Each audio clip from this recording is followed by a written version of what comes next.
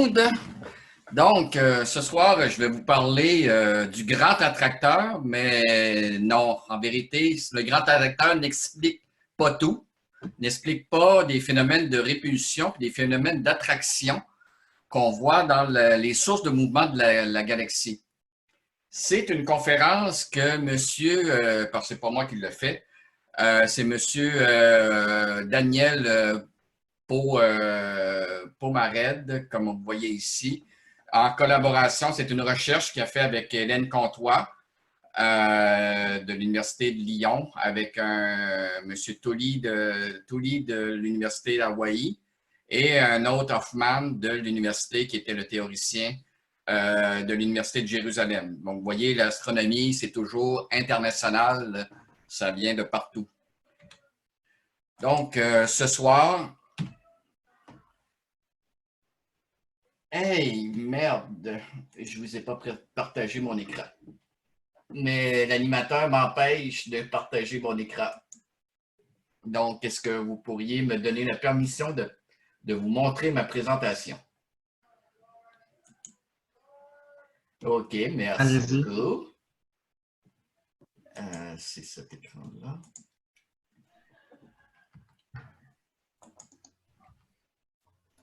Donc, on voit très bien, c'est correct, Luc, on voit très bien. Parfait.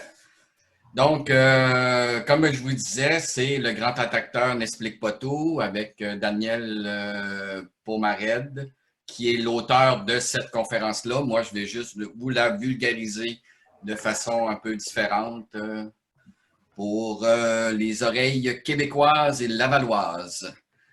On va commencer par le mouvement de la galaxie. On va essayer d'expliquer le mouvement de la galaxie. L'histoire vraiment a commencé au début, en 1965. Ce fut la découverte là, du fond cosmique, du fond diffus cosmique que vous connaissez tous. C'est le rayonnement que l'univers a fait à l'âge de 380 000 ans. Donc, avant 380 000 ans, l'univers était complètement noir. Chaque photon émis était immédiatement réabsorbé. Donc, on ne pouvait pas... les photons n'étaient pas libres, l'univers était trop dense pour que les photons puissent circuler librement. À partir de 380 000 ans, 380 000 ans, donc vraiment relativement tôt au début de l'univers, l'univers a commencé à être plus dense, moins dense, et les photons commencent à pouvoir voyager vraiment d'une place à l'autre. Mais cette illumination-là de l'univers, on voit encore l'image aujourd'hui. Elle a été découverte vraiment par M. Panzias et Wilson de Bell Lab, Bell Telephone Laboratory. Eux autres, ils ont regardé les ondes qu'il y avait dans le ciel et ils se sont aperçus qu'il y avait un bruit de fond qui était isotropique, qui venait de partout en même temps. Et ça correspondait à un spectre de température de 2,7 Kelvin. Donc, très, très froid, moins 271 degrés. Donc, c'est relativement froid. Vous dites que l'univers était chaud. Pourquoi l'image est froide? Mais c'est parce qu'on reçoit cette image-là 13 milliards d'années plus tard. Donc, elle a un décalage vers le rouge et maintenant un décalage vers les ondes radio qui l'amène à cette température-là de 2,7 degrés. Mais c'est une première approximation de température, de fond cosmique. Je vais juste vous laisser ça en background. Maintenant, on va regarder les vitesses. Vous connaissez comme l'effet Doppler. Vous avez comme une ambulance, quand elle arrive vers nous, ça fait un son aigu, puis quand elle repasse, ça fait un son très grave. La lumière fait à peu près pareil et des choses comme ça. La première vitesse qui peut, premièrement, nous expliquer la rotation de la Terre. La première vitesse que nous, on subit, c'est la rotation de la Terre. Si on est à l'équateur, on a une rotation de la Terre de 1670 km/h. si on est bon, à nos latitudes au Québec, on a une vitesse environ de 1150 km à l'heure. On roule quand même assez vite dans l'espace, 1100 km/h. Mais si on s'en va à l'équateur, on n'a vraiment pas de vitesse. Là. Pas à l'équateur, je veux dire au pôle Nord. Carrément au pôle Nord, on n'a aucune vitesse par rapport à la rotation de la Terre.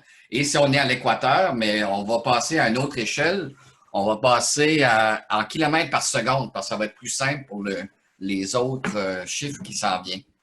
Donc, on a 0,46 km/s. Ça, c'est la vitesse que la Terre nous induit à nous. Maintenant, la Terre, elle tourne autour du Soleil. Elle a une vitesse orbitale de 30 km/s.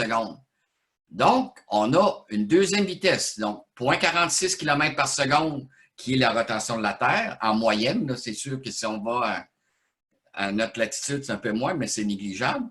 Et 30 km/s, qui est une vitesse beaucoup plus grande, qui est due à la rotation de la Terre. Est-ce que c'est la seule vitesse qui nous fait déplacer dans l'univers? Non, la galaxie, notre Soleil tourne autour du centre galactique. Donc, vous voyez ici le centre galactique. Notre Soleil est dans le bras ici, exactement là, dans le bras d'Orion. Il a une vitesse de 220 km/s. Ce qui veut dire qu'il nous induit une vitesse. On se déplace maintenant dans l'univers. 0,46 plus 30 plus 220 km/s. Il fait le tour de la galaxie dans une orbite qui fait environ 250 millions d'années. Et on se dirige tout droit vers la constellation du Cygne.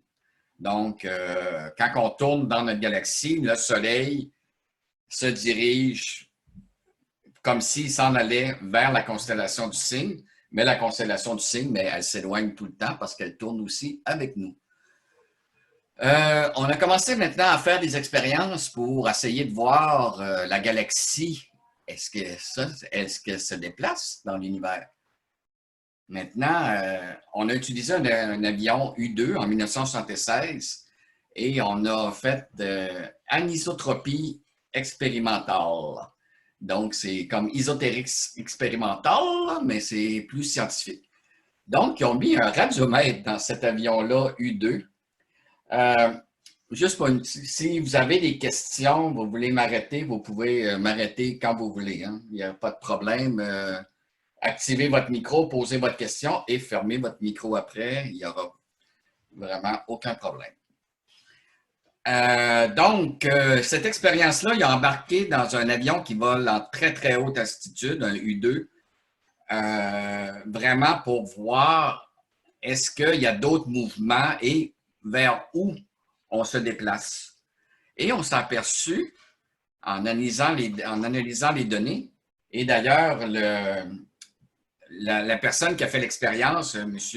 Smoot, il y a eu un prix Nobel en 2006. Hein? Donc, c'est quand même une expérience qui a fait quand même beaucoup de bruit. Donc, avec le fond cosmique et tout ça, il a analysé le fond cosmique, mais avec les petites variations au millième de degré, millidegré, avec ce radiomètre-là, et il s'est aperçu que la galaxie avait un mouvement de 390 km/s en 1976, là, de 390 km/s, et on se dirigeait vers la constellation du Lion. Donc, le Soleil se dirige à une place, et là, toute la galaxie, elle semble bouger en direction de la constellation du Lion. Donc, c'est un mouvement qui est opposé, parce que vous savez, le Lion est opposé au Cygne, tout le monde sait ça. Le Lion veut bouffer le Cygne, puis là, ils les ont séparés, les dieux. Ah, c'est une longue histoire. Donc, la direction opposée de la rotation du système solaire dans la galaxie, mais la galaxie, elle roule complètement à l'envers de nous. Donc, ça fait quand même une autre bonne vitesse. Ça nous donne à peu près qu'est-ce que ça indique. Et si on fait le mouvement total de toutes les vitesses observées, on se retrouve qu'on se déplace à 600 km par seconde. Donc, on est rendu à Rimouski en 1 seconde. Ça, c'est notre vitesse qu'on fait à chaque seconde dans notre univers local, comme on peut dire, l'univers observable en 1976, bien sûr. Maintenant, on va continuer. On va s'en aller en 1989-93. On a lancé le satellite COBE. COBE pour Cosmic Background Explorator de la NASA. Et ce satellite-là a réussi avec des températures beaucoup plus précises. Maintenant, il est capable, tout ça c'est 2,7 degrés. Ici, c'est quelques millièmes de degrés plus froid, quelques millièmes de degrés plus chaud. Donc, vous comprenez, c'est des variations vraiment négligeables. Et c'est très difficile de recevoir, à faire des données, à compiler ce genre de données-là. J'en parlerai un petit peu plus tard. Donc, avec ça ici, avec cette carte-là, COBE a réussi à trouver une vitesse beaucoup plus précise de 630 km par seconde, plus ou moins 20 km par seconde, ce qui correspond à 2 millions de kilomètres/heure. Ça, c'est la vitesse que le groupe local, donc notre groupe de à peu près 7 à 20 galaxies, là, mais les 2 galaxies maîtresses, c'est vraiment Andromède et la Voie lactée. Après ça, il y a Fornax, les autres petites galaxies, là, les M de ce monde, d'autres petites galaxies. Et tout ce petit monde-là, là, la vingtaine de groupes de galaxies qu'on est très, très liés ensemble, se déplace, se dirige vers la constellation de l'Hydre ou du Centaure, l'Hydre et Centaure. Ce qui veut dire qu'il semble avoir quelque chose qui nous attire vers là.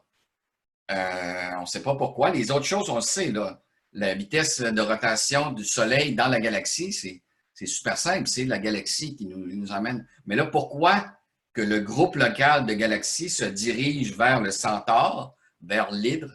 Ça, c'est vraiment une autre question.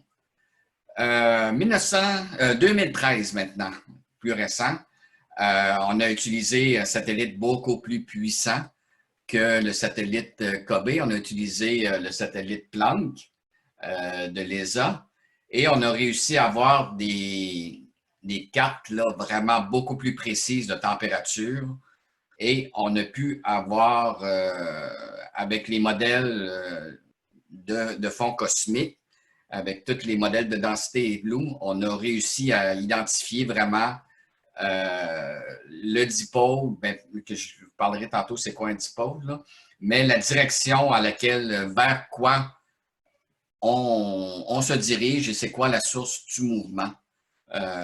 Il faut déterminer maintenant la source du mouvement.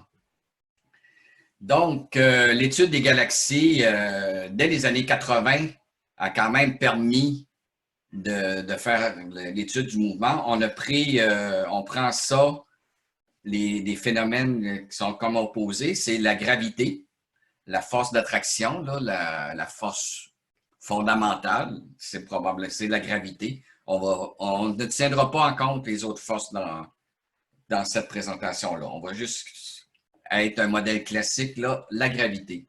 Et l'expansion de l'univers décrit par Hubble. On va prendre une valeur là, relativement standard. Puis on sait que la constante de Hubble varie d'une étude à l'autre. Mais bon, dans cette étude-là, ils ont pris une valeur de 75 km/s par mégaparsec, qui est quand même une valeur très raisonnable et très acceptée. L'expansion de l'univers, comme on la connaît, donc avec cette valeur-là. Donc, en 1988, on a un groupe qu'on appelle les 7 samouraïs, 7 chercheurs dont Lindsay Bell Faber et Madame Sandra Faber, qui a reçu un prix en 2017, qui était une bourse de quand même 1 million de dollars pour continuer ses recherches. C'est quand même un prix qui est très, très, très important, le prix Gruber. Et ça montre quand même que c'était une scientifique, que c'est une scientifique qui est très, très de haut calibre. Donc, en 1988, ils ont sorti un article et ils ont mis en évidence ce qu'on appelle, qu'ils ont appelé le grand attracteur. Donc, c'est en utilisant les vitesses de 400 galaxies. Donc, ils ont fait une carte, comme vous voyez ici, du champ de vitesse. J'expliquerai un peu à quoi ça représente cette carte-là tout à l'heure. Mais vous voyez ici, on a 400 galaxies avec la vitesse de chaque galaxie et on voit que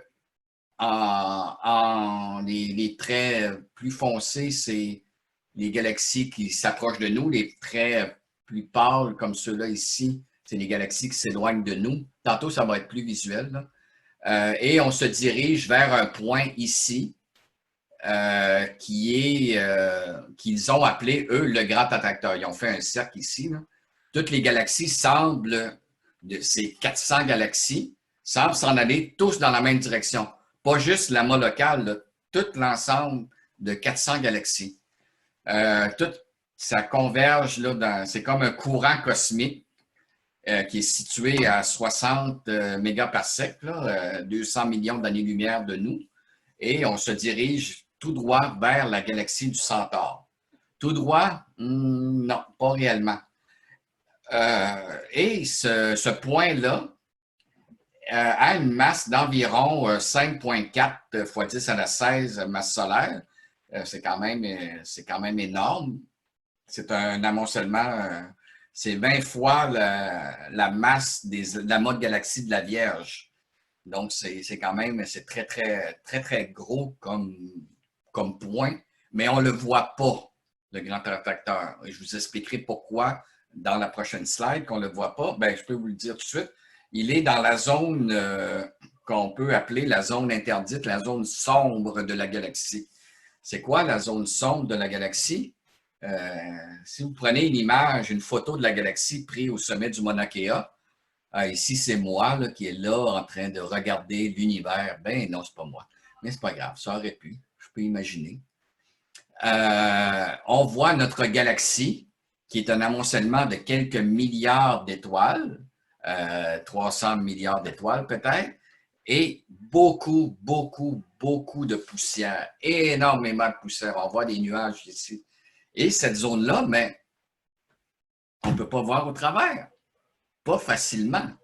On peut voir dans certaines longueurs d'onde un peu, mais on ne peut pas complètement. Il y a vraiment une zone qui est complètement opaque. Donc, de l'autre côté de la galaxie, qu'est-ce qu'il y a ici? Donc, c'est ça qui explique ici là, qu'on n'a aucune galaxie. Et vous voyez, le grand attracteur, il est dans cette section-là. Donc, imaginez la galaxie que vous venez de voir ici, le V que vous voyez ici, qui se prolonge de l'autre côté aussi. Mais il est là ici, le V. C'est lui qui nous cache vraiment de toutes les choses qu'on peut voir. Mais le problème, il y a déjà un problème on se dirige vers le grand attracteur, mais pas en ligne droite. On est un petit peu courbé à 35 degrés. Donc, on a comme une courbe, on se dirige vers le grand attracteur en suivant une ligne courbée. Ce qu'il ne pouvait pas réellement expliquer à l'époque. Maintenant, on a un nouveau survey, un nouvel échantillon de galaxies, 166 000 galaxies par le sondage qui a été fait pour TOUMAS, dans un cube de galaxies de 420 mégaparsec, donc 1,4 milliard d'années-lumière. Donc, c'est ces données-là qu'on va pouvoir utiliser pour faire les flots cosmiques qu'on va voir tantôt et voir qu'est-ce qui nous éloigne du grand attracteur. Est-ce qu'il y a un autre attracteur ou quelque chose qui nous repousse? Ah, peut-être. Un répulseur, un nouveau mot qu'on peut mettre dans notre dictionnaire, répulseur. Et vous voyez ici, vous voyez très bien dans le flot de données, ben, la zone interdite, la zone que la galaxie nous cache, même dans les ondes radio, qu'on a très, très, très peu de données dans ce genre-là. Et aussi, ça correspond, je vais vous le dire, je vais vous le donner tout à l'heure, mais ça correspond aussi à une zone qui est située, qu'on verrait de l'équateur de notre système, de notre planète. Et il n'y a pas beaucoup de radiotélescopes à l'équateur pour l'instant. Donc, le grand attracteur découvert et mis les bases en 98, tout de suite en 80, pas en 98, mais en 88. En 89, ça a été déjà contesté. Il y a déjà eu des articles qui ont sorti qui disent ouais, mais il y a un autre amas de galaxies, Chapelet, je vais l'appeler avec son nom français parce que c'est un Français qui a fait la conférence. Donc, Chapelet, l'amas de Chapelet semble être une concentration de galaxies qui est une concentration de 24 amas de galaxies, qui est vraiment beaucoup plus gros que notre concentration, notre grand attracteur. Et on semble, ça a peut-être une influence. Il y a un écart avec notre vitesse et notre ligne de visée où c'est qu'on s'en va, mais c'est un écart de 25 degrés. L'autre, on avait 35 degrés. Et si on calcule les masses de Chapelet, même si Chapelet est beaucoup plus loin, mais c'est 28 amas de galaxies, Chapelet, c'est vraiment très massif. Ça correspondrait en gravité seulement à 10% de notre vitesse. Donc, peut-être que ça a une influence. Il y a aussi le grand attracteur, il faut-tu l'associer avec les concentrations de matière noire, matière sombre? Est-ce que la matière sombre pourrait jouer dans le grand attracteur? Parce que là, on ne l'a pas calculé, les histoires de matière sombre et cette vitesse-là. On sait qu'il y en a beaucoup. On commence, là, on est en 89, là. On commence vraiment à travailler beaucoup avec la matière sombre et là, il faudrait l'entrer dans les modèles de galaxies. Après ça, y a-tu d'autres? Il y a plein d'études qui se contredisent, là. On se dirige vers le grand attracteur. Oups, non, on va à côté du grand attracteur. Et aussi, on vient de trouver un autre amas de galaxies, le Norma, qui est situé vraiment très, très près de la zone interdite, qu'on ne voit pas, qu'on a de la difficulté, mais qu'on vient juste de le voir parce qu'on a des radiotélescopes de plus en plus sensibles, mais on a aussi des données qui arrivent de plus en plus vers l'équateur de la planète Terre. Cet amas-là, est-ce qu'il y a une influence maintenant sur nous? Donc, le grand attracteur, c'est bien beau. C'est un bel amas de galaxies qui est situé pas très loin de nous. On s'en va à peu près dans cette direction-là. Mais là, il commence à y avoir beaucoup de monde dans le jeu. Là. Il va falloir, on a besoin, là, premièrement, on a besoin de plus de données. Parce que là, il nous manque des données, il manque des choses là, en 90. Et 2006, on part un projet en utilisant 2 radiotélescopes pour avoir des vitesses là, vraiment précises. 2 radiotélescopes Green Bang, qui est le diamètre d'un terrain de soccer, c'est très, très grand. C'est le plus grand radiotélescope qu'on peut diriger, qu'on peut carrément mettre dans n'importe quelle position du ciel. Green Bang dans l'hémisphère nord, mais quand même assez loin de l'équateur. Et Parkes, le grand télescope que vous avez vu probablement dans Apollo 13 et compagnie, qui est en Australie, donc assez loin de l'équateur, mais dans l'hémisphère sud. Avec ces 2 radiotélescopes-là, on a les champs de vitesse, donc on a la vitesse des galaxies, si ça s'approche de nous ou si c'est loin de nous. Ça nous prend maintenant la distance des galaxies. Donc, on va utiliser un télescope, vulgaire petit télescope, là, Hubble. Il y en a qui le connaissent, là, il est dans le ciel, là, quelque part. Hubble va faire des données photométriques aidées au sol par un petit télescope ici. Non, ici, excusez, à côté de Gemini. Un petit télescope de 2,2 mètres, optimisé pour la photométrie, pour pouvoir trouver des distances des galaxies, de l'Université d'Hawaï. Donc, avec ces 4 instruments-là, ils ont décidé de faire le projet qu'ils ont appelé le Cosmic Flow. Donc, parti en 2006 et qui se continue. Aujourd'hui, il est encore en cours. On est rendu, je vais vous dire à la fin, mais on est rendu à la version 4 du Cosmic Flow. Moi, je vais vous montrer les études de la version 1 et 2. 3 vient de sortir, puis on pense à la version 4. Donc, qu'est-ce que ça nous amène, le Cosmic Flow, l'étude? C'est 8000 galaxies qu'on a vraiment ici, un champ de vitesse précis. Donc, pour chaque point, on a, est-ce que la galaxie s'en vient vers nous en rouge ou s'éloigne de nous en bleu? C'est juste ça qu'on a, hein? La vitesse sur la ligne de visée. On n'a pas de vitesse 3 dimensions. Et avec les données des 2 autres télescopes, le Hubble et celui de l'Université d'Hawaï, le UH-88, on a la distance des galaxies. Donc, on peut faire quand même un modèle.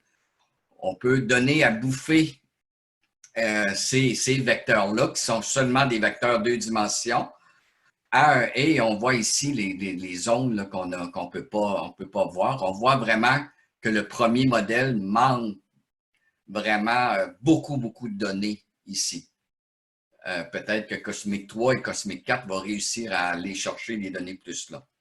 Donc, on prend toutes ces 8000 données de galaxies très précises qu'on a et on les met dans un filtre, l'algorithme de Winer, et on le fait bouffer dans cet algorithme-là qui va nous chercher, qui va nous sortir. C'est vraiment une machine à saucisses là, très programmée qui va sortir, qui est fait par le gars de l'université en Israël, l'université de Jérusalem. Et il va sortir une carte 3 dimensions de notre univers local, vraiment, en positionnant les galaxies. Ici, on voit la mode Virgo. Ici, on voit le grand attracteur, donc le grand attracteur, ou on peut l'appeler la mode du Centaure. Et notre Voie lactée est ici. Les zones rouges, c'est les zones vers où on va, donc les vitesses qui s'éloignent de nous, les objets qui s'éloignent de nous, comme on peut dire. Et les bleus, c'est les vitesses qui s'approchent de nous, ou plutôt des vitesses qui vont dans la même direction que nous, ou des manques, ici, les zones vertes ici, c'est comme des manques de, pas vert, mais je veux dire noir, c'est comme des manques de données, ou peut-être un vide. Il y a moins d'objets là. Il y a comme un vide ici de flot. Il n'y a pas de... Vous voyez les vecteurs, là, il n'y en a pratiquement aucun ici, il n'y en a pratiquement aucun là, mais tous les vecteurs se dirigent là. Donc, on va essayer de mettre ça dans une autre dimension. On va faire une projection. Et là, on voit ici que notre galaxie est ici, dans ce coin-là. Et on a comme des flots de matière, des flots de galaxies qui se dirigent vers le grand attracteur, vers le Centaure, ici. Où, au début, je vous disais qu'on passait par l'hydre. Il y a quelques flots qu'on pourrait passer par l'hydre ici. Et on tourne à gauche, puis on remonte un petit peu, puis on s'en rend au Centaure. Donc, on a comme des flots ici de matière qui passent de chaque côté. Excuse-moi, Luc, tu parlais tout à l'heure des distances ça se promenait. On était rendu à 300 quelque chose km/s, puis je regarde sur le tableau, on est rendu à 455 km/s. Y a-t-il une raison? Non, ça, c'est la contribution exclusive du grand attracteur. 450 km/s, 455, c'est le grand attracteur nous apporte cette contribution-là. Ah, OK. On a la contribution de 220 km/s qu'on a soustrait de notre galaxie. OK. Là, je parle le Soleil, il tourne dans la galaxie, mais là, je parle de la galaxie qui se dirige vers le grand attracteur. Ah, OK, parfait. C'est sûr que nous, la planète Terre, oui, ces données-là ont été nettoyées pour tenir en compte des données de notre galaxie. Okay. Donc, on a enlevé le mouvement de la rotation de la Terre, on a enlevé le mouvement de la rotation de la Terre autour du Soleil et on a enlevé le mouvement du Soleil autour de la galaxie. Comment dit, c'est le mouvement net?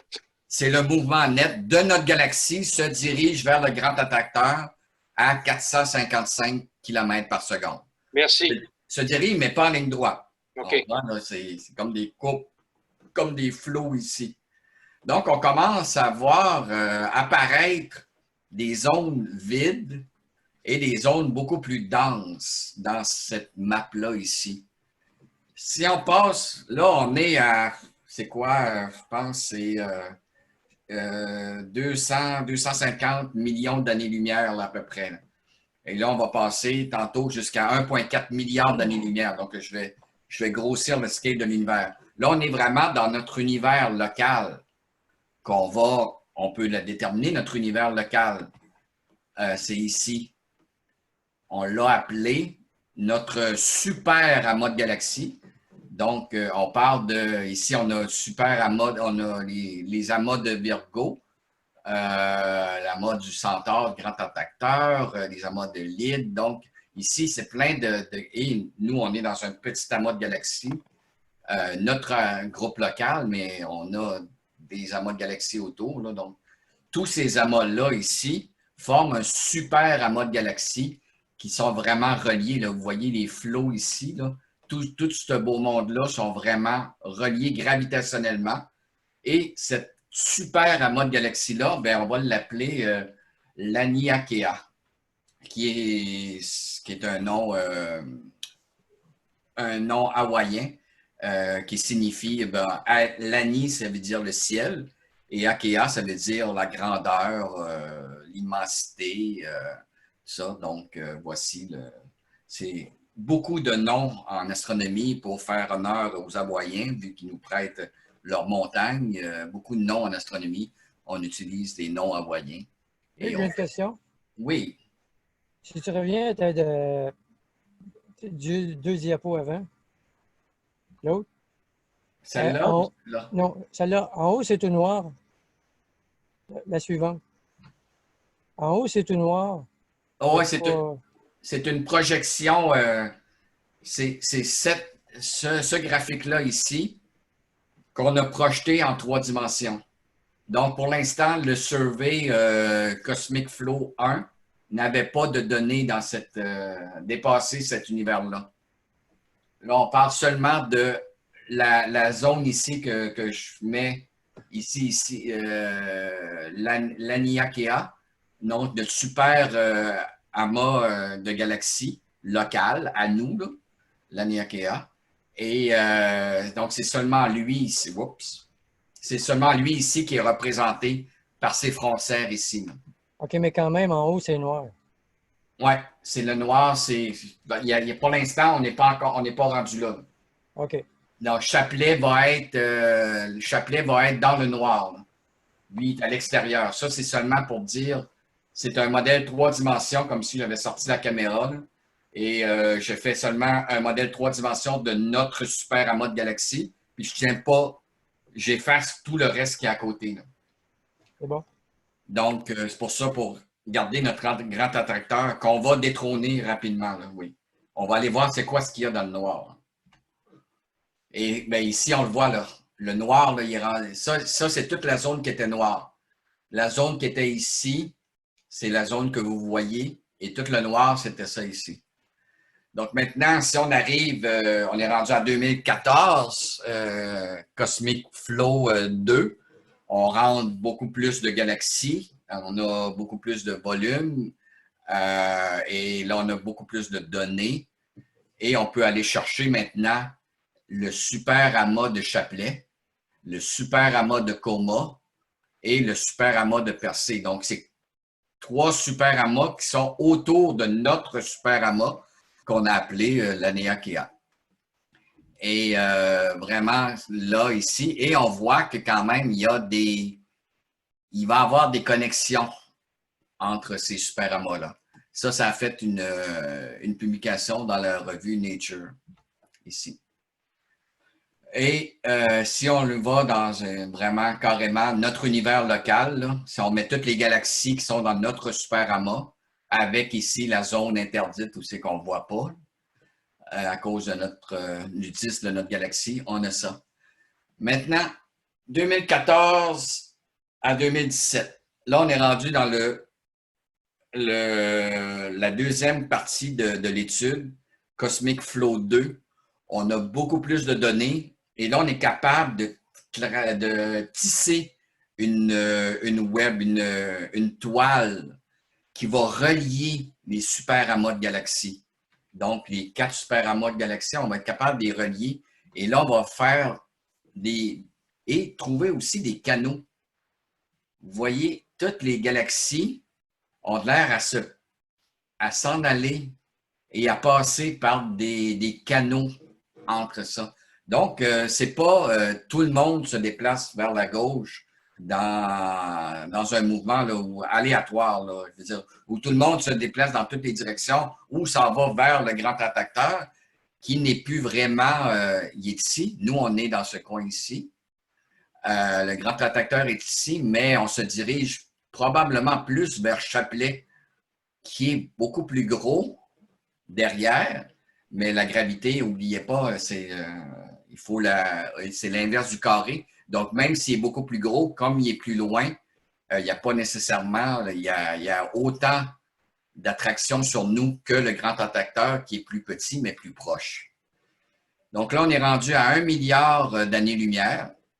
Et là, on voit les super amas de galaxies, le nôtre, comme j'ai dit, Hercule, Centaure, Persée, Coma.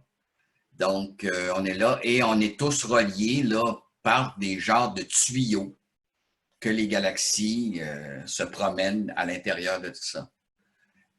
Et si je place vraiment notre galaxie à nous, là, notre super amas, là, ça va rejoindre là, 3 dimensions. Ici, vous voyez, il y a le Hercule, là, il n'est pas avec nous. Là. Il est situé de l'autre côté. Donc, il faut faire des rotations. On verra ça tout à l'heure. Maintenant, si je place les champs de vitesse, vraiment tous les champs au complet, on voit vraiment le dipôle ici. Là, on se dirige tous vers Chapelet. Donc, le grand attracteur, là, on vient de le détrôner royalement. Notre grand attracteur suit un flot comme nous et il s'en va vers Chapelet. Et tout le monde s'en va vers Chapelet. Mais regardez de l'autre côté, on a un genre de quelque chose qui nous repousse. Il y a une zone ici qui est vide et que toutes les lignes de champ s'en vont vers là. Si je passe en négatif, vous allez voir. Maintenant, je prends le côté vers où on se dirige, mais non, d'où on vient. Et là, on s'aperçoit qu'il y a une zone ici qui n'a rien comme telle et tout part de là. Donc, il y a un genre d'élément qu'on pourrait appeler le répulseur. C'est un mot qui n'existe pas, là. On va appeler le répulseur, quelque chose qui nous repousse, un point que tout, ben ici c'est le flot cosmologique, mais tout l'antiflot, ici, tout l'antiflot provient d'un point unique qui s'appelle un autre dipôle qui pourrait s'appeler le répelleur. Ici, le dipôle répelleur, là, ils l'ont matérialisé par une sphère. Là. C'est pas... il n'y a rien, c'est pas une sphère, c'est pas quelque chose de matière, c'est juste pour vous montrer à peu près la dimension du point. Il y a donc un point dans notre univers, pas local, mais beaucoup plus grand. Là, on parle de 1 milliard d'années-lumière, 1,4 milliard d'années-lumière. Il y aurait un point qui semble nous repousser vers Chapelet. Donc, tous les flots cosmiques partent de ce point-là et ça va vers Chapelet ici. Donc, ça crée un quadripôle, là. Donc, ça va on l'a ici mieux avec les deux. Nous, on est ici, là, vraiment dans ce flot-là, et on est poussé vers le grand attracteur et là, vers un dipôle. Bon. C'est quoi le grand répulseur? Bon, la théorie, c'est que l'univers a une dimension, a une densité moyenne, ρ, et il y a des écarts, des surdensités dans cet univers-là. une surdensité qui nous donne une vitesse, un écart positif à la valeur moyenne. On va l'appeler, bon, exemple Chapelet. C'est les super amas de galaxies qui sont les surdensités dans l'univers. Et il y a des écarts négatifs à la vitesse moyenne, donc des sous-densités qui correspondent à un vide qui repousse la matière. Je vais vous expliquer ça tantôt. Donc, les courants cosmiques, on le voit, partent d'un attracteur et s'en vont vers un attracteur et s'éloignent d'un répulseur. Donc, le répulseur est vu comme une divergence et l'attracteur est vu comme une convergence. Là, on va mettre les choses au clair. Ça a l'air compliqué, qu'est-ce que je vous dis, mais c'est super simple. Je ne prends aucune notion de force là, qui est bizarre. Là. Je ne parle pas d'énergie noire, une force qu'on ne connaît pas, là, une force répulsive. Je ne parle pas d'antigravité, je ne parle pas de la cinquième force.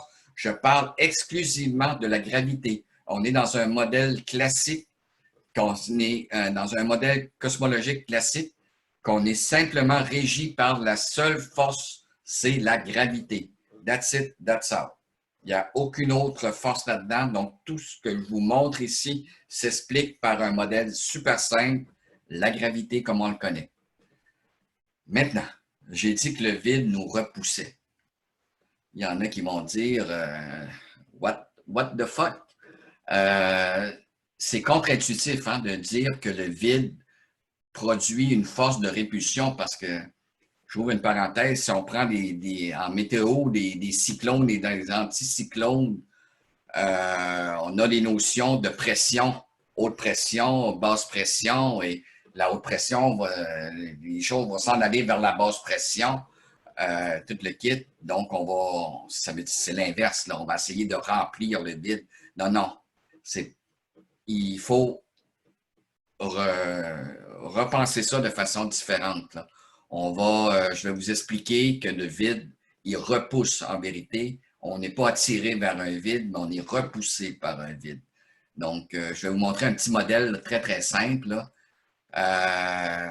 C'est pourquoi le vide, c'est pas un état, c'est une force résultante que je parle. Quand je dis que le vide repousse, c'est la force résultante qu'on a dans l'univers est une force qui nous repousse. Et ce n'est pas quelque chose qu'il faut essayer de remplir un vide. Exemple, on prend un univers qui est uniforme, là, de densité uniforme, densité ρ. Il y a de la matière partout, quelque chose, là, des nuages. On met des galaxies là-dedans, donc des concentrations. Des petites galaxies qui sont partout, qui sont liées gravitationnellement ensemble. Tout le monde est stable. Personne, parce que la force, on a mis les galaxies, ils sont à des positions qu'elle est autant tirée par elle, et là, elle est stable. Elle ne se bouge pas, elle ne bouge pas, elle ne bouge pas. Personne bouge dans cet univers-là. Tout le monde, la force résultante est nulle, carrément. Maintenant, par l'effet de la pensée, allons créer un vide dans une place où c'est qu'on n'a pas de densité. On a repoussé la matière ou on a créé le vide de la matière. Qu'est-ce que ça va faire par rapport aux autres galaxies à côté? Mais elle, il y a une surdensité ici. Il y a moins de densité. Il y a moins de force qui l'attire là. Il y a plus de force qui l'attire là. Donc, chaque galaxie, les flèches sont supposées être droites. Hein? Imaginez des flèches droites. Là. Il y a eu une erreur dans la conversion du PowerPoint, mais imaginez que les flèches sont droites. Ce point-là vers le point-là, elle se dirige vers là de façon droite.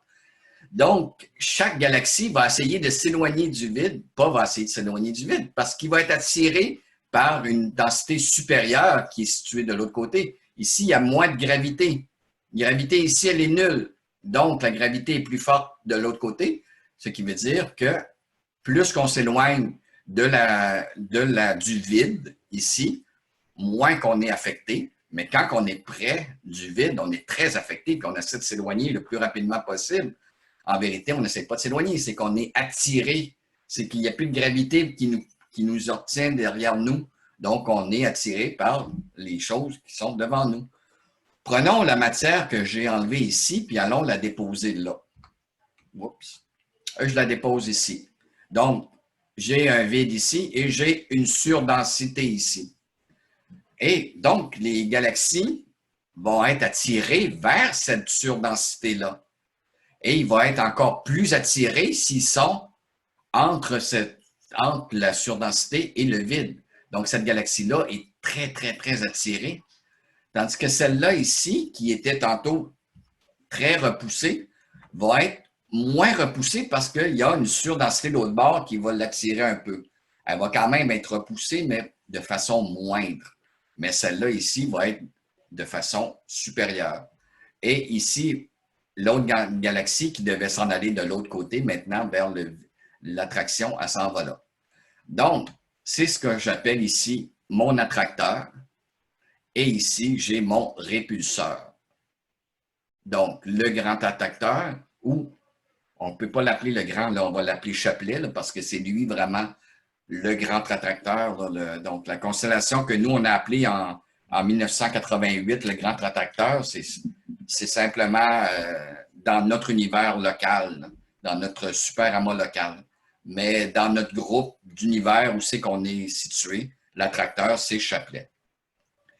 Maintenant, si je prends la visualisation avec le champ de force de tantôt, les flots cosmiques, là, la matrice avec les 8000 galaxies et plus que j'avais et qui a passé dans mon algorithme là, pour les mettre en 3 dimensions, je vois ici une place que c'est vide, donc notre répulseur.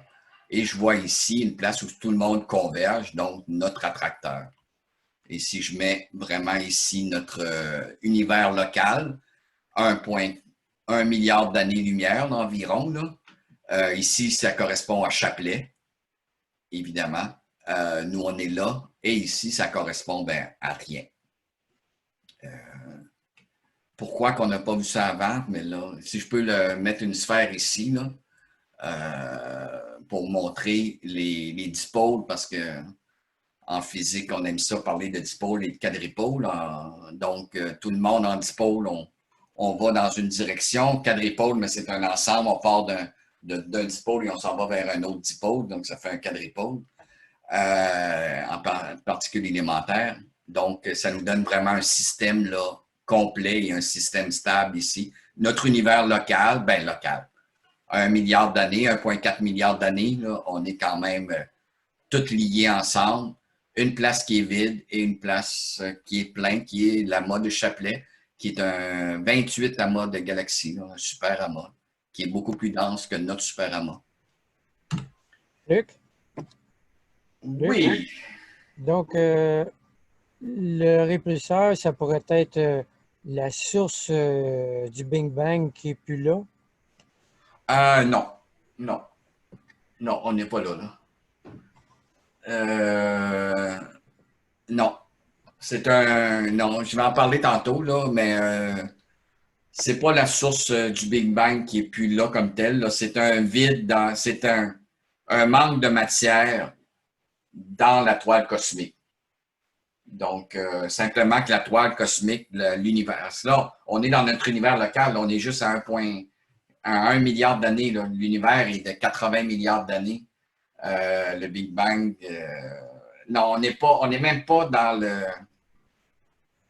On ne peut même pas parler à ce niveau-là. On ne parle pas non plus d'éloignement des galaxies et tout ça. Tout le monde est lié gravitationnellement encore. La gravité est encore plus forte que la force de l'univers, comment on appelle, là?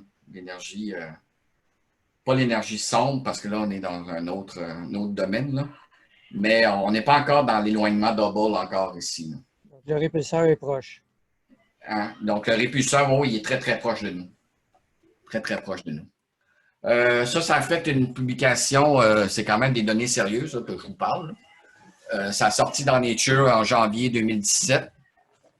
Eux autres, ils avaient proposé le grand répulseur comme titre parce qu'ils ont dit avec le grand attracteur, le grand répulseur, mais comme vous savez, toutes les données, les articles scientifiques sont contrôlés par les pairs. Donc, tu écris ton article à 7-8 personnes, ici il était 4 personnes, tu l'envoies à la publication et eux autres vont l'envoyer à 4 autres personnes, ça dépend des places, c'est 2, 4, 8 personnes qui vont te donner de façon anonyme des commentaires et qui vont te dire tu es dans le champ ou tu n'es pas dans le champ, puis c'est eux autres qui vont accepter l'article.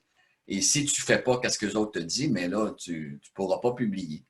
Donc, eux autres, ils ont dit non, on ne pouvait pas dire que c'est le grand répulseur parce que, comme je vous disais tout à l'heure, il va peut-être en avoir un autre. C'est lui qui est dans notre univers local. Là. Vous venez de le voir, lui, là. C'est le premier. Parce que là, on sait que le grand attracteur, c'est le premier qu'on a vu. Mais c'est Chapelet qui est vraiment notre grand attracteur à nous. Donc, ce n'est pas le grand attracteur. Donc, la mode de galaxie qu'on a appelé le grand attracteur n'est pas réellement le vrai grand attracteur. Il a été détrôné. Qui me dit qu'en 2021, 2022, on n'aura pas trouvé un dipôle répulseur qui va être 10 fois plus gros à 4 milliards d'années-lumière de nous. Ça, c'est quand les données vont rentrer. Donc, ils l'ont appelé le dipôle repeller en anglais, traduction libre, répulseur. Et il a été obligé de faire plein de modèles. Luc? Oui. Je comprends ce que tu dis quand ça n'a pas de lien avec le Big Bang, mais si tu reviens une page avant, disons, dans ta présentation, bon, c'est ça, celle-là, c'est parfait. Ça, c'est tout des vecteurs de vitesse, en fait. C'est tout des vecteurs de vitesse, oui. Alors, des vecteurs... c'est des vecteurs de vitesse en 3 dimensions. Oui, d'accord. Modélisés en 3 dimensions, partie de juste une observation qu'on a en 2D. Oui, d'accord, c'est correct. Mais à partir du moment où on a des vecteurs à vitesse indépendants, puis on sait quelle dimension on parle, oui, 1 milliard d'années-lumière. Il y a moyen de faire, j'imagine, un lien avec le temps en arrière. Oui. Est-ce que, à ta connaissance, il y a quelqu'un qui a fait un lien avec ça? Parce que intuitivement, quand on n'est pas dans le domaine, on se dit oh, ça a peut-être un lien avec le Big Bang de cette façon-là. Mais il y a comme une notion d'origine dans ça, là. Là, vous essayez de rentrer une 4e dimension dans le modèle qui serait absolument impossible à s'imaginer. Non, on peut pas rentrer. On n'a pas besoin de rentrer le temps. Là, on parle juste de la gravité dans notre univers local. OK. C'est juste ça qu'on parle. La gravité dans notre univers local agit et les densités, les surdensités. C'est que le Big Bang, on a construit un biscuit. On a fait gonfler un pain au raisin avec plein de... Mais il y a des bulles d'air dans le pain au raisin. Là, moi, je regarde juste J'ai pris une poignée de ce pain au raisin-là, 1 milliard d'années-lumière. Le pain au raisin, il est rendu à 80 milliards d'années-lumière en moyenne, là.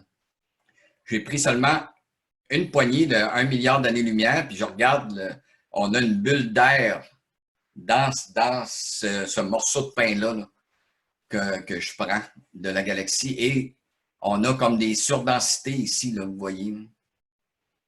Mais il y a quand même du monde, là. Mais on a vraiment une surdensité, une sous-densité là, qu'on va voir tout à l'heure. C'est pas... elle n'est peut-être pas vide, là. Je vais vous expliquer, elle est située dans une zone où c'est qu'on n'a pas beaucoup de données. Là. Vous voyez, ici, on met toutes les données des galaxies. Voici toutes les galaxies qu'on a pris dans la survey ici. Là. Et on a une zone ici, là, qui est la zone que je parlais ici, de la zone interdite de la galaxie. Et le grand... pourquoi qu'on ne l'a pas vu avant, le grand répulseur, la zone de vide, elle est située vraiment à la frontière de la zone de la galaxie. Donc, il y a très, très peu de données qui réussissent à passer là. Très peu de télescopes réussissent à voir, à s'approcher du disque de la galaxie et voir au travers. Plus que les télescopes, plus les radios sont puissants, on peut réduire, on peut voir au travers des nuages. Mais là, il y a très peu de galaxies. Il y a aussi une autre chose, c'est que la situation, géographiquement parlant, par rapport à la Terre, le vide ici, il est situé à l'équateur. Il serait très visible à l'équateur. On n'a pas de radiotélescope, comme j'ai dit. On utilisait Green Bang, puis on utilisait Parkes. On n'a pas de radiotélescope qui est en Afrique du Nord, qui serait en Afrique du Nord, qui serait à l'équateur, qu'on pourrait utiliser, qui a été utilisé pour ces études-là. Il n'y en a pas. Vous allez me dire, il y a quelques radiotélescopes là, oui, mais ils sont utilisés pour d'autres études, là. Donc, il va falloir aller chercher des données de ces radiotélescopes-là pour pouvoir demander du temps et avoir plus de résolution à l'équateur terrestre pour aller chercher cette zone-là. Et aussi, il faut aller chercher des plus gros télescopes pour voir dans la zone interdite, voir le plus qu'on peut dans la zone interdite. C'est ça. Donc, on a appelé ça le grand répulseur. Le grand répulseur nous donne une contribution à notre vitesse de 59 km par seconde. Vous savez, tantôt, là, on avait une vitesse de 455 km par seconde. Le vide, lui, nous pousse dans le derrière à une vitesse d'environ, avec une marge d'erreur quand même assez importante, là, environ de 60 km par seconde, 59 km par seconde. Et l'attracteur, lui, qui est situé ici, nous attire à une vitesse de 67 km par seconde. Donc, Chapelet nous attirait à 67 km par seconde, puis lui nous pousserait à 59 km par seconde. Le reste, mais c'est le grand attracteur, c'est Coma, c'est Lama ici. Ça, c'est le reste qui nous... C'est lui. Nous, on est situé juste ici, là. Donc, c'est sûr que gravitationnellement parlant, comme j'ai dit, la gravité est à l'inverse du carré de la distance. Même si le grand attracteur est petit, il a quand même une très forte contribution à notre vitesse. Donc, nous, c'est notre vitesse là, qui s'en va vers là. Luc? Hello? Oui. Luc, m'entends-tu? Oui, très bien. Oui, je me demandais, dans le grand attracteur, il n'y aurait-il pas un énorme trou noir qui nous attirait tous, là? Il y en a plusieurs. Chaque galaxie a des trous noirs. Mais ça, c'est la masse de la galaxie est calculée, le trou noir est calculé dans la masse de la galaxie. Donc, c'est pas, oui, au centre des amas de galaxies, il y a probablement des énormes trous noirs et aussi des galaxies énormes qui contiennent des trous noirs, mais ça, c'est une autre conférence avec Julie Lavalchek-Larondeau qui pourrait vous expliquer ça, qui est dans la mode Coma. Elle étudie, elle, le trou noir central du grand attracteur. Dans la mode Coma, le super trou noir qui est là. Mais moi, je parle là, simplement gravitationnellement parlant. Oui, ça inclut les trous noirs.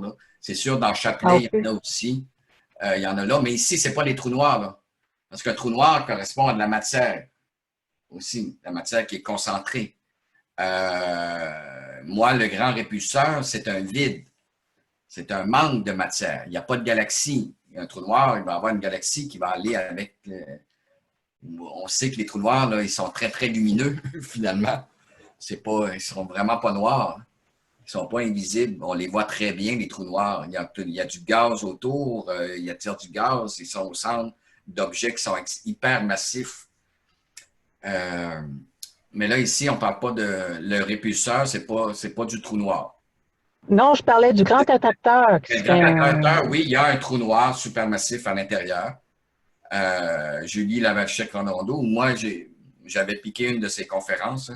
Je pourrais vous en donner un Est-ce que c'était un élément qui nous attirait énormément vers ce grand attracteur-là? Non, mais c'est un ensemble. Ça ne nous attire pas énormément. Ça nous attire. La mode Galaxy nous attire à peu près, si on regarde les vitesses, à peu près à 300, autour de 300 km par seconde. C'est la contribution de la mode Coma, le grand attracteur. C'est sa contribution vers notre vitesse. Là. 300 km par seconde, c'est lui qui nous impose ça. Et le trou noir central de cette super amas de galaxies, le trou noir central est considéré là-dedans. Là. C'est toute la masse au complet. Oui. Mais le trou noir central n'a pas toute la masse de. C'est un faible pourcentage de toute la mode ici. Là. On a des milliers de galaxies là, dans cet amas-là ici. Là. Et on a encore beaucoup plus ici. Ici, c'est 28 amas comme le nôtre dans cette section-là ici. 28 grands attracteurs là, qui sont concentrés dans cet amas-là ici. Question, Luc. Oui. Je peux comprendre qu'on se dirige vers d'autres objets, donc on a une différence pour avoir la vitesse, mais en arrière, le répulseur, c'est vide, il n'y a rien. On s'accote sur quoi pour la vitesse? OK. Vu que tout est une question de gravité, si je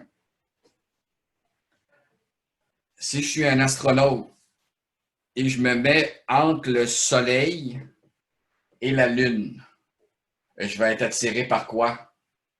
Je vais être attiré par le Soleil plus que par la Lune. Maintenant, mais je vais atteindre un point où pas la Lune, mais la Terre. OK? Et vous connaissez les points de Lagrange. Je vais me situer, supposons que je suis un astronaute, et je vais me mettre à un endroit bien précis où c'est que je suis autant attiré par la Terre que je vais être attiré par le Soleil. Un point qui est relativement proche de la Terre. Et je suis autant attiré par le Soleil que par la Terre, et là, je suis stable. Si j'enlève la Terre, puis je mets un vide, là, il n'y a rien. Est-ce que je vais tomber dans le vide? Ou est-ce que je vais être attiré par le Soleil? Je vais être attiré par le Soleil. Beaucoup plus. Quand je dis que la force du vide est un répulseur, c'est la force résultante. Le vide qui est là ne crée pas une force du tout. Mais la résultante, vu qu'il y a un vide ici, ça cause une force résultante qui me fait tomber vers le Soleil. C'est pas ma question. C'est si on s'approche de quelque chose en avant de nous, vers l'attracteur local. On se dirige plus vers. On passe à côté. On est ici. On se dirige ici. Donc, le grand attracteur est là, mais on passe légèrement à côté, à 35 degrés, et on s'en va vers Chapelet. OK, donc on peut mesurer, on dit on se rapproche, donc on peut dire une vitesse vers lui.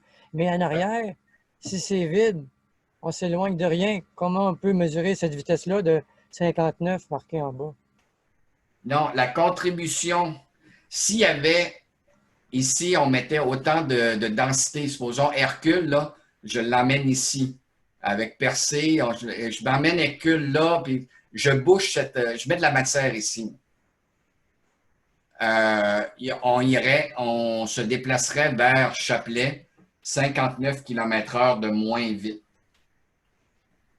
Donc, moins rapidement, on irait vers Chapelet à 59 km/h moins rapidement parce que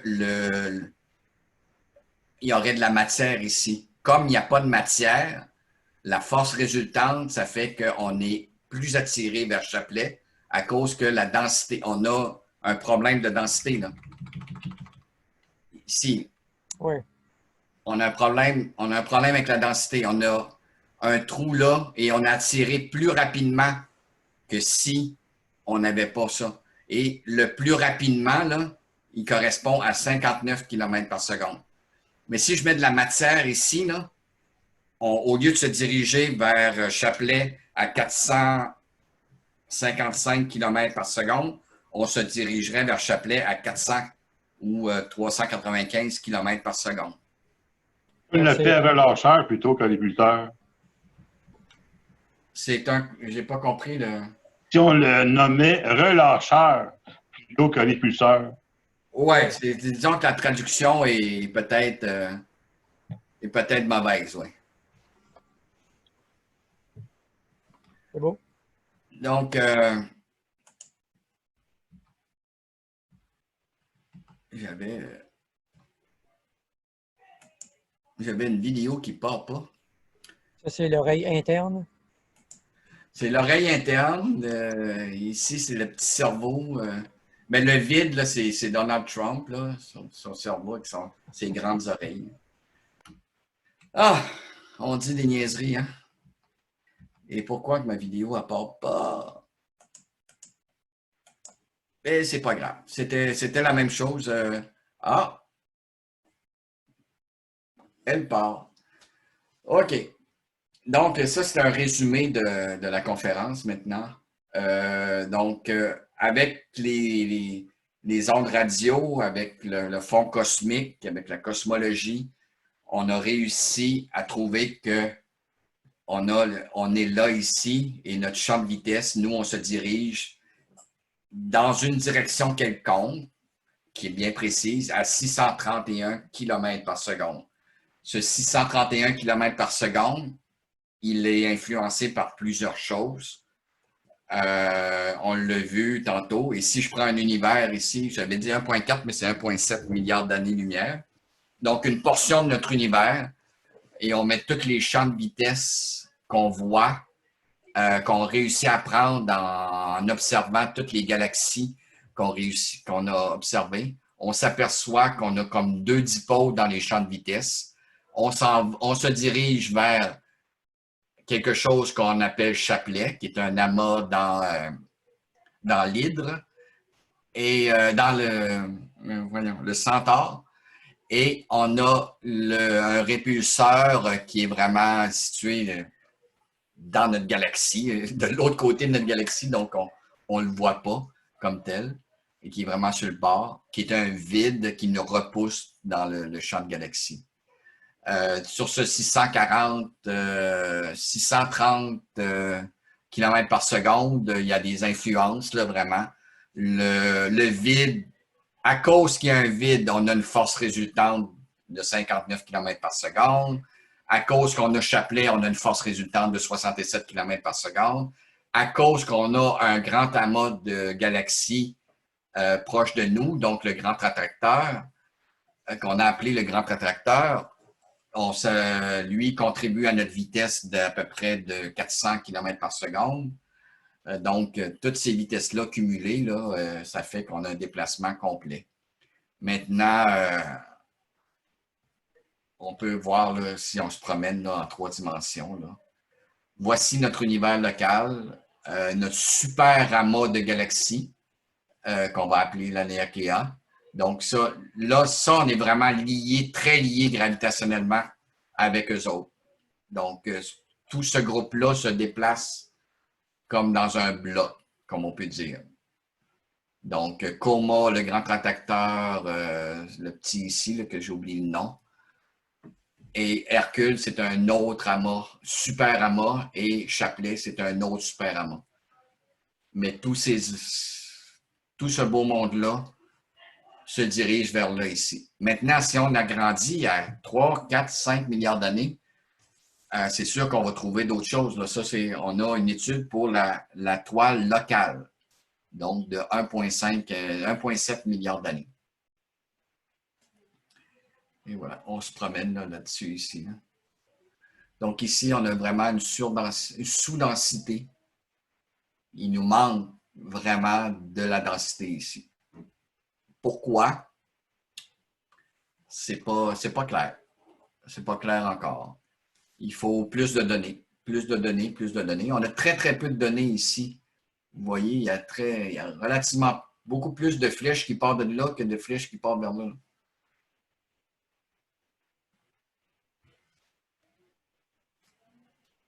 Donc, la vision à grande échelle. Et voilà. Donc, le futur, ben, on va commencer avec le Cosmic Web 3.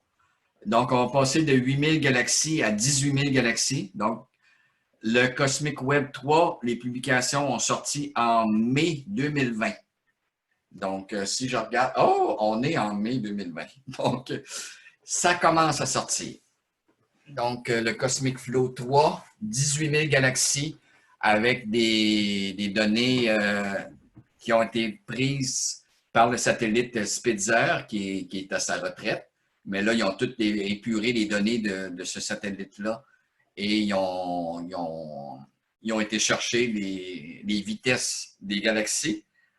Parce qu'une fois que toutes les données sont publiques, même si quelqu'un observe, fait une image qui veut voir d'autres choses, mais il y a une galaxie dans l'image, mais nous, on peut prendre la galaxie et avoir son champ de vitesse à elle. Et les données de photométrie ont été prises par un observatoire australien.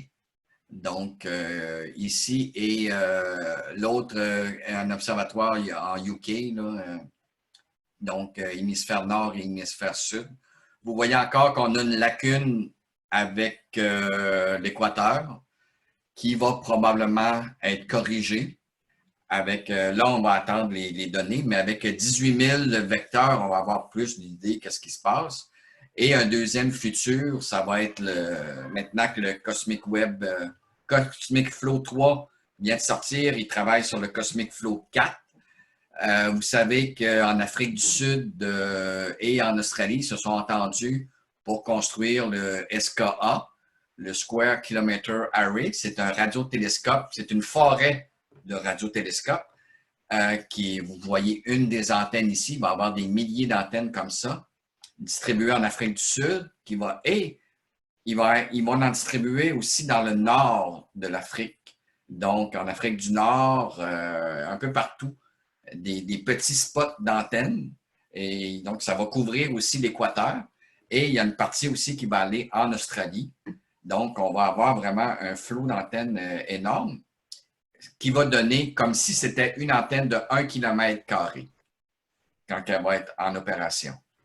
Pour l'instant, il y a déjà 3 petites forêts, donc 3 buissons d'antennes qui ont été faites. Ici, là, Apertif, Wallaby, maintenant. Donc, ces 3 petits-là, ils ont déjà donné des données. Ils ont déjà commencé à fournir des données.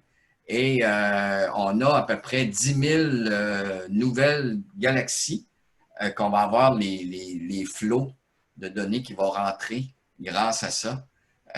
10 000 nouvelles galaxies juste avec les petits buissons d'antennes du projet SKA et la photométrie, mais elle va être prise par WISE, le télescope WISE, le télescope Pan-STARRS qui est à Hawaï et SkyMapper qui est en Australie. Donc, les 3 télescopes-là vont nous donner les distances des galaxies et ces 3 forêts d'antennes-là vont nous donner encore un autre 10 000 galaxies. Et vous allez voir les points. Là. Donc, dans la prochaine conférence là, en 2021 qui va parler de là, on va avoir une idée beaucoup plus et on va peut-être réussir à voir pratiquement au travers de la galaxie. Donc, la zone interdite là, se réduit de plus en plus parce qu'on a des télescopes plus puissants, ils ont pu s'approcher vraiment beaucoup plus sur le bord. Et aussi, on va avoir des données de l'équateur.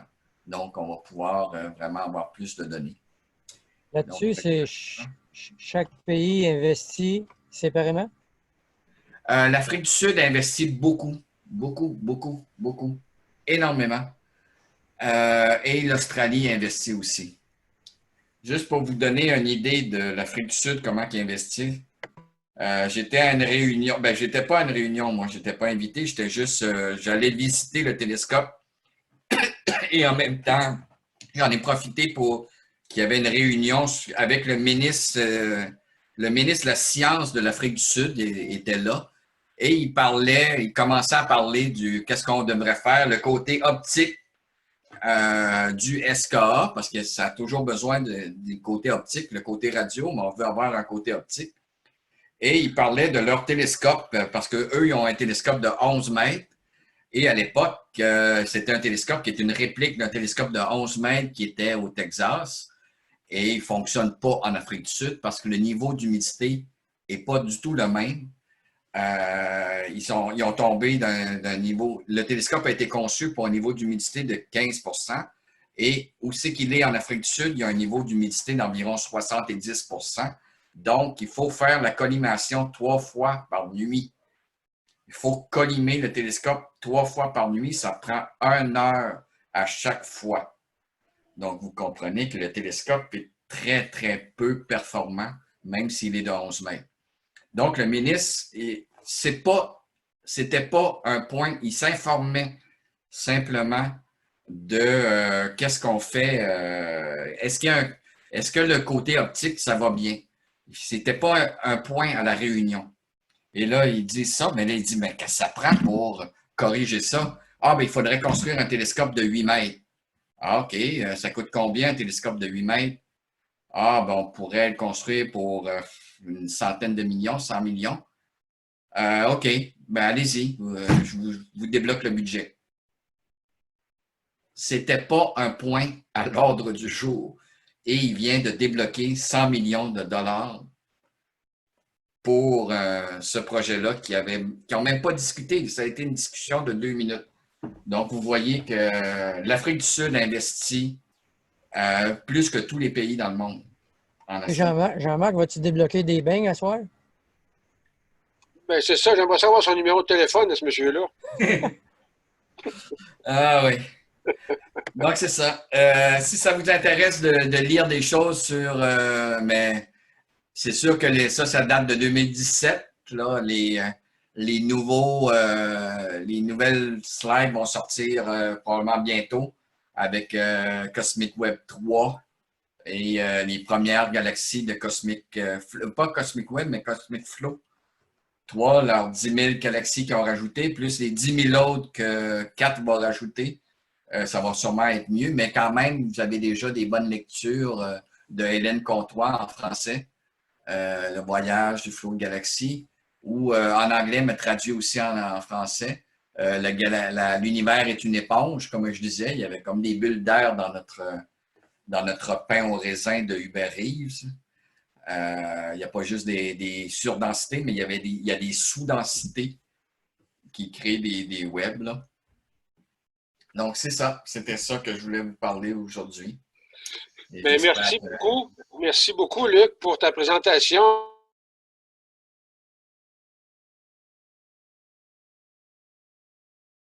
On ne t'entend pas, Jean-Marc. Merci, Gilles. Alors, merci beaucoup, Luc, pour ta présentation. S'il y en a qui ont encore des questions, je vous invite à vous manifester. Bon. Oui, je veux savoir si on se dirige tous vers Chapley, c'est ça?